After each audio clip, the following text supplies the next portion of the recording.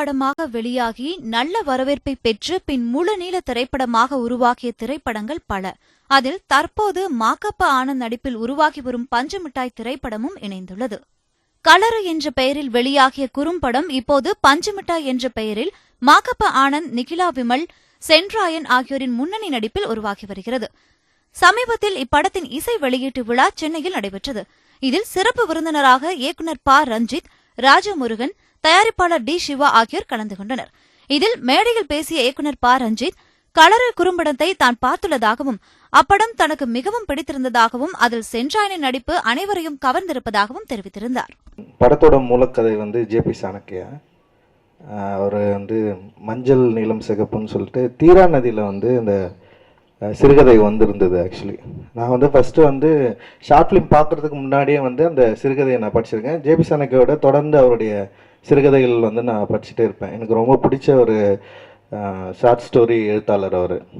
அந்த வகையில் அந்த சிறுகதை நான் படித்து முடிச்சதுக்கப்புறம் திடீர்னு டிவியில், கலைஞர் டிவியில் இந்த ஷார்ட் ஃபிலிமில் நான் பார்த்துட்டு செம்ம இன்ஸ்பைரிங்காக இருந்தது. நான் படித்த அந்த சிறுகதையை வேற ஒரு மொழியில் அவர் சொல்லியிருந்தார். அந்த ஷார்ட் ஃபிலிமில் சென்றாயனுடைய ஒர்க் செம்ம சூப்பராக இருந்தது. ஏன்னா அவ்வளோ சூப்பராக அந்த ஷார்ட் ஸ்டோரி அப்புறம் ஒரு 20 நிமிஷத்தில் ஒரு 10 நிமிஷத்தில் அந்த சிறுகதையை வேறு மாதிரி சொன்ன அந்த இருந்ததில்ல, அது ரொம்ப அற்புதமாக இருந்தது. அது திரைப்படமாக எடுக்க போகிறாரு அப்படின்னு சொல்லிட்டு நான் கேள்விப்பட்டேன். ஏன்னா ஜே.பி. சாணக்கியா என்கிட்ட சொல்லியிருந்தார், இந்த மாதிரி அந்த டைரக்டர் அந்த படமாக எடுக்க போகிறாரு அப்படின்னு சொல்லிட்டேன். அது படமாக பார்க்குறப்பவும் அதே அளவான ஃபீல் இருந்தது. ஒரு ஷார்ட் ஃபிலிம் நம்ம பார்க்குறப்போ எந்த மாதிரியான ஒரு எக்ஸ்பீரியன்ஸ் நமக்கு கொடுத்ததோ அதே தான் திரைப்படமாக மாறுறப்போ. ஏன்னா சிறுகதை நாவல் வடிவில் மாறுறப்போ நிறைய சிக்கல் இருக்கும். அதே மாதிரி ஷார்ட் ஃபிலிம் திரைப்படமாக மாறுறப்பவும் நிறைய சிக்கல் இருக்கும். அந்த சிக்கல் இல்லாமல் அது எளிமையாக இந்த மாய யதார்த்தவாதத்தை நம்மளால் புரிஞ்சக்கூடிய அளவுக்கு, ரிலேட் பண்ணுற அளவுக்கான ஒரு சினிமாவாக அது இருந்தது. நிச்சயமாக மக்கள் இந்த படத்தை பார்க்குறப்போ அந்த என்ன சொல்கிறது, அந்த உணர்வை அவங்களால புரிஞ்சிக்க முடியும், ஏற்றுக்க முடியும் அப்படின்னு நான் நினைக்கிறேன். தொகுப்பாளராக இருந்த மாக்கப்ப ஆனந்த் பின் சில திரைப்படங்களில் நடித்திருந்தாலும் பஞ்சுமிட்டாய் திரைப்படம் அவருக்கு ஒரு திருப்புமுனையாக அமையும் என எதிர்பார்க்கப்படுகிறது. மேலும் இவ்விழாவின் மேடையில் பேசிய இவர் தன்னுடன் ஜோடி சேர்ந்து நடித்திருக்கும் நடிகை நிகிலா விமல் தன்னை முதலில் பார்க்கும்போது அண்ணா என்று அழைத்ததாக தெரிவித்திருந்தார். நிகிலா ஆடிஷன் அப்போதான் பார்த்தோம், இவங்க தான் நடிக்க போறாங்க அப்படின்னு. அமைதியாக அவங்க திரும்பி கூட பார்க்க மாட்டாங்க. நான் சொன்னேன், எப்படி இவங்களோட என்ன பேசவே மாட்டேன் இந்த பொண்ணு, எப்படி நடிக்க போகுது அப்படின்னா, என்ன சார் என்ன கேரக்டர்னா, இவங்க உங்கள் wife character. Super sir, okay sir, சரி நான் போயிட்டு வரேங்கண்ணா. ஓகே அண்ணா அப்படின்னாங்க. அண்ணாவா, சரி ஓகே வெரி குட்டு. அவனை வீட்டில் போய் சொன்னாமா, அந்த ஹீரோயின் பொண்ணு என்ன அண்ணான்னு சொல்லுதுமா. அண்ணன் தான் கூப்பிடணும், கரெக்டு தான், அந்த பிள்ளை கரெக்டாக தான் கூப்பிட்டுச்சு அப்படின்னு. அதுக்கப்புறம் ஷூட்டிங்லாம் பார்த்தீங்கன்னா நிக்கிலாவுக்கு தனியாக சாப்பாடெலாம் கொடுத்து அனுப்புவாங்க எங்கள் வீட்டிலேருந்து, அண்ணானு கூப்பிட்றதுனால. அது என்ன டெக்னாலஜிலாம் தெரியல. நான் சொன்னேன், ஏமா நீங்கள் அண்ணானு கூப்பிட்றாரு, அதுக்கப்புறமேட்டு நான் ஒய்ஃபாக நடிக்கணும், அதுமாரி கூப்பிடாதம்மா, நீ மாகாப்பான்னு கூப்பிடு, இல்லை ஆனந்துன்னு கூப்பிடு அப்படின்னு சொல்லுவேன்.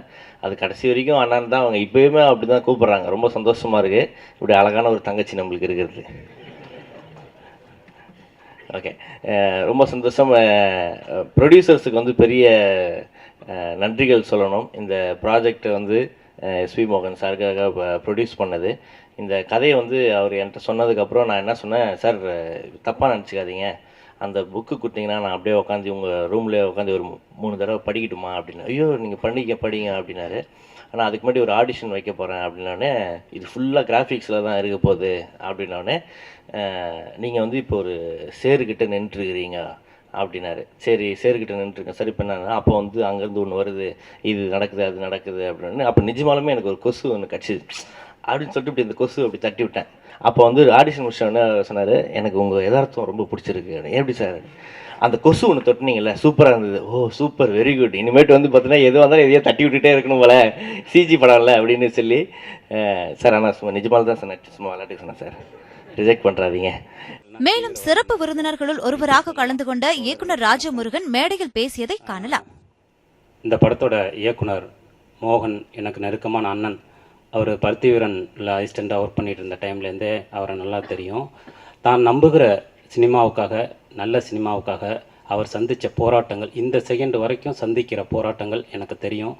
அதெல்லாம் தாண்டி இந்த படம் ரொம்ப நல்லா வந்திருக்கு. இந்த படம் நான் பார்த்துட்டேன். ஆர்ட்டுங்கிறது ஒரு பைத்தியக்காரத்தனம் தான். கலைஞ்சி கிடக்கணும், அதுதான் ஆர்ட்டு. கொஞ்சம் பைத்தியக்காரத்தனம் இருந்தால் தான் அது படைப்பு.